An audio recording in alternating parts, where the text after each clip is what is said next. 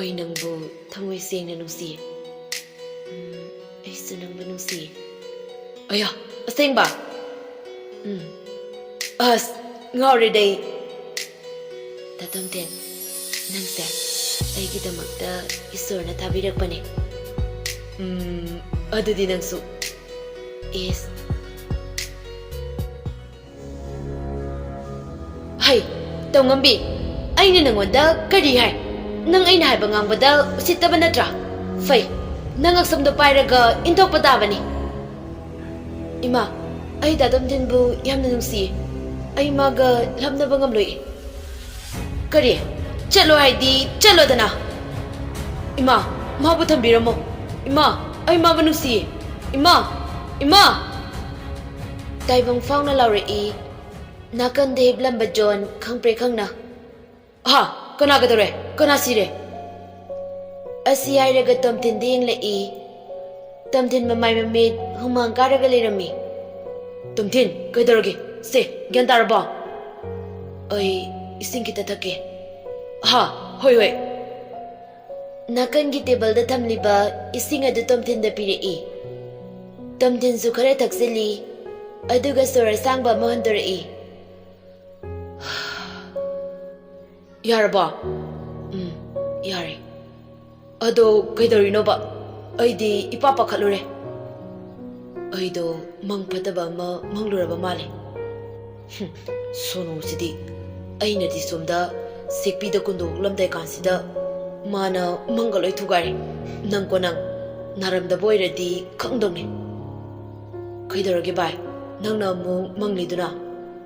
Ha, kaistaude. Tummase. Ay tumninga ba? Good night. Oh God, mang continue. Hoy hoy. Tamtin tumthaba yada. Mamid adu mapi Rachel wakal da khali. Tasingna nangay bu nungsidabra. Karigino. Ay na nangbu asuk nungsiriba. Adubu ay ngay kini. Nang naibu nungsibira pumikupda. Chahi kaya kumol kaya hokrabasu aigi firepti honglaraye.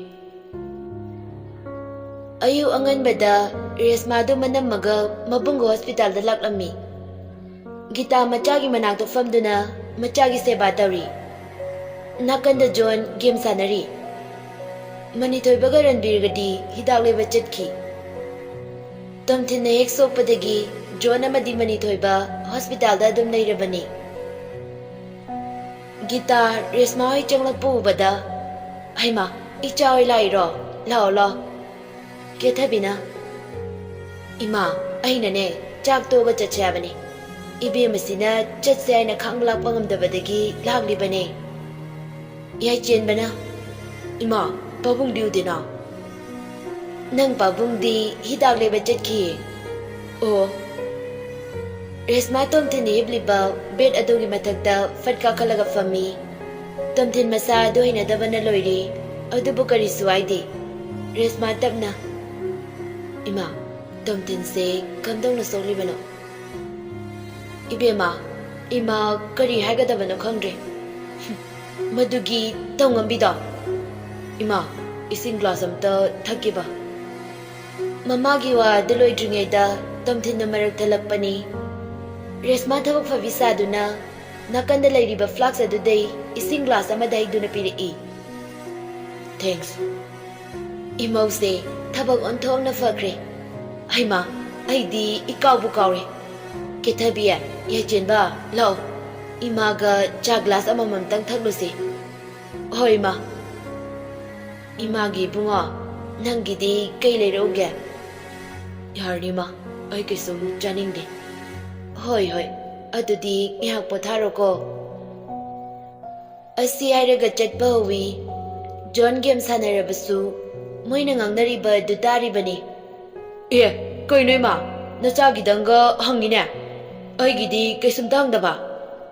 Ay ma, imadi kaurure. Lala, imaga punna taglurase.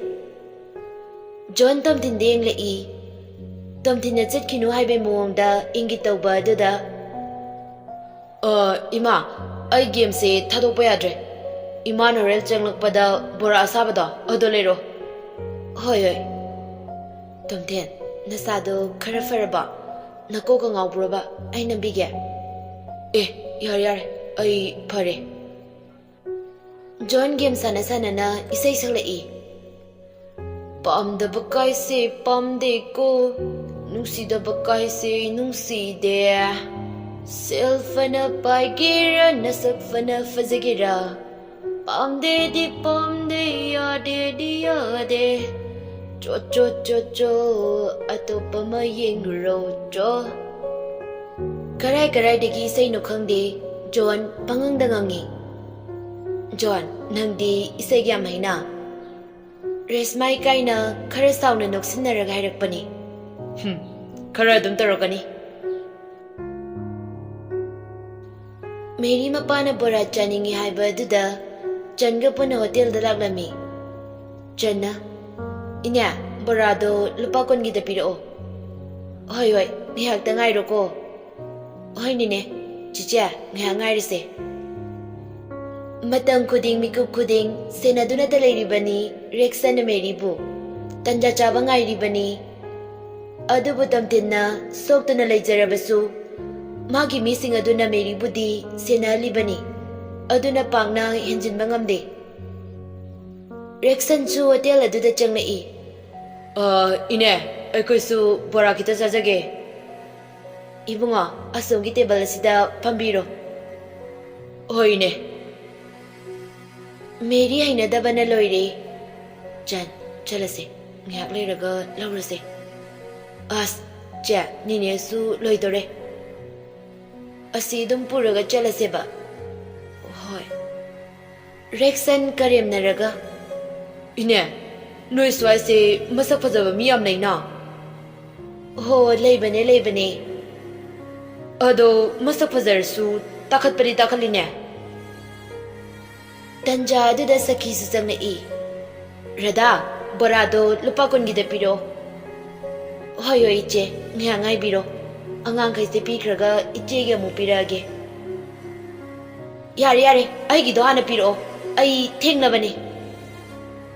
Jan fuk agolaga. Nesakia, akoi na ngasai de ngai rese kuirabani. Akoi na hale. Aduna borase. Akoi ana pukrage. Hai, kaino pictro. Ai na haredi tumina layo. Nerada, akoi do piro kadai. Asiaraga Rada dagi bora adu lauduna machin manaw chetki. Ay mayma, imay pema, hauzikan gi angang singsina ne. Onthok na ngongkre. Manini madom chani khangdre ne. Machina sina khumkibasina. Thak khanai dre. Hera, iche na landro, hauzigi do dia. Mina hana ngairaga leiresi ba. Yare nangsu angang imisanga changlakano. Aigi bibam thokbuda piro kadai. Tha ahumlom hauzin kre. Tomtin naba khara faraduna mayumda putarei. Adubu tomtinna mayam pulingai wakal nungaina lairabasu. Matanda lairaba matamdadi yamna wai kapchei. Gitana.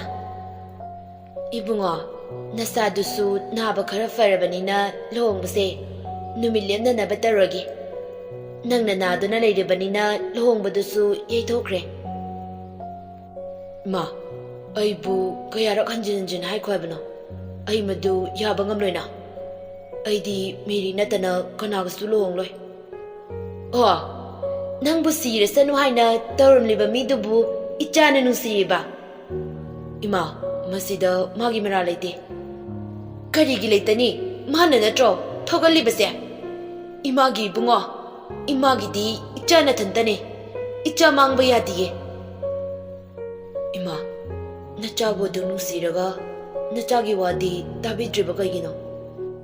Nang nane resma do pamdrasu ay atopa aikhoiga thakmanaba mitige.